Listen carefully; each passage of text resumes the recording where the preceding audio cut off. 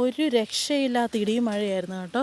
ഭയങ്കര മഴ എന്ന് പറഞ്ഞാൽ ഭയങ്കര മഴയായിരുന്നു. ഞങ്ങൾ ആ സമയത്ത് വീടിന് വെളിയിലായിരുന്നു കേട്ടോ. എന്ന് വെച്ചാൽ ഞങ്ങൾ ഇവിടുന്ന് പോകുമ്പോൾ മഴയൊന്നും ഇല്ലായിരുന്നു. പക്ഷേ ഞങ്ങൾ പുറത്തിറങ്ങി കഴിഞ്ഞപ്പോഴത്തേക്കും ഭയങ്കര ഇടിയായിരുന്നു കേട്ടോ. ഒരു രക്ഷയില്ലാത്ത ഇടിയെ ആലിപ്പഴമൊക്കെ വീഴുന്നുണ്ടായിരുന്നു കേട്ടോ. പിന്നെ ഈ തുള്ളിക്കൊരു കുടം പേമാരി എന്നൊക്കെ പറയുന്ന പോലത്തെ മഴ കേട്ടോ. അതുപോലെ ഇടിയായിരുന്നു, ഭയങ്കര ഇടിയായിരുന്നേ. തിരിച്ചു വന്നപ്പോഴത്തേനും ദേ ഒരു കൊല വാഴയ്ക്കായേ, ഒരു കൊല എന്ന് പറഞ്ഞാൽ ഫുൾ കൊല കേട്ടോ. ഇച്ചിരി ഒന്ന് 3-4 പടലയൊന്നും അല്ല കേട്ടോ. അങ്ങനെ കൊണ്ട് വെച്ചിട്ടുണ്ടേ.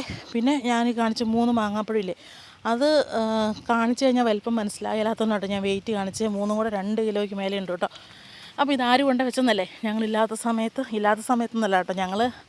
ഞങ്ങൾ പുറത്ത് പോകുമെന്ന് അറിയത്തില്ലാത്ത സമയത്ത് ഇവിടുത്തെ ഹൗസ് ഓണർ ഇവിടെ വന്നാൽ കേട്ടോ. അപ്പം അവിടെ വന്നപ്പോൾ വിളിച്ചപ്പോൾ ഞങ്ങൾ ഇതുപോലെ പുറത്താന്ന് പറഞ്ഞപ്പോൾ നമ്മുടെ കൊച്ചുണ്ടായിരുന്നു കേട്ടോ. കൊച്ചിനെ ഏൽപ്പിച്ചിട്ട് പോയതാണേ.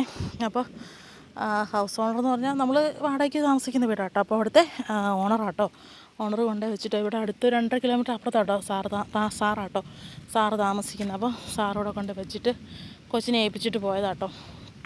അപ്പോൾ നമ്മളിതിപ്പോൾ 5ാമത്തെ വീടാണ് വാടകയ്ക്ക് താമസിക്കുന്നത്.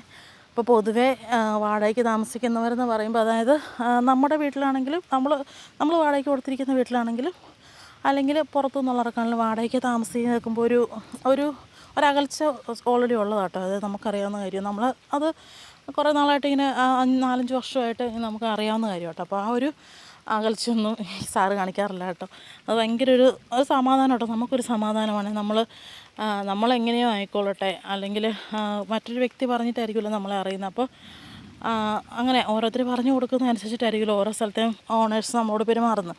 പക്ഷേ ഈ സാറ് അങ്ങനെയൊന്നും അല്ല കേട്ടോ. നമ്മളുമായിട്ട് ഇവിടെ വന്നിട്ടിപ്പോൾ നമ്മൾ 1.5 വർഷമാകുന്നു കേട്ടോ. അപ്പം അന്ന് വന്നിട്ടുള്ള പരിചയമൊക്കെ ഉള്ളൂ കേട്ടോ. ഞങ്ങൾ ആരാന്ന് പോലും അന്വേഷിക്കാതെ സാറ് ഞങ്ങൾ വിളിച്ചപ്പോഴേ ഞങ്ങൾക്ക് വീട് വാടകയ്ക്ക് തന്നതാണ് കേട്ടോ. വീട് വാടകയ്ക്കെന്നൊന്നും പറയാൻ പറ്റത്തില്ല, വീട് ഓൾറെഡി ആരും താമസിക്കുന്നില്ലായിരുന്നു. അപ്പോൾ സാറ് അത് മുഴുവൻ പണിത് കംപ്ലീറ്റ് ചെയ്ത് ഫുള്ള് പെയിൻ്റ് അടിച്ചിട്ട് നമുക്ക് തന്നതാണ് കേട്ടോ. നമ്മുടെ ആവശ്യത്തിന് വേണ്ടി പെട്ടെന്ന് ചെയ്ത് തന്നതാണ് കേട്ടോ.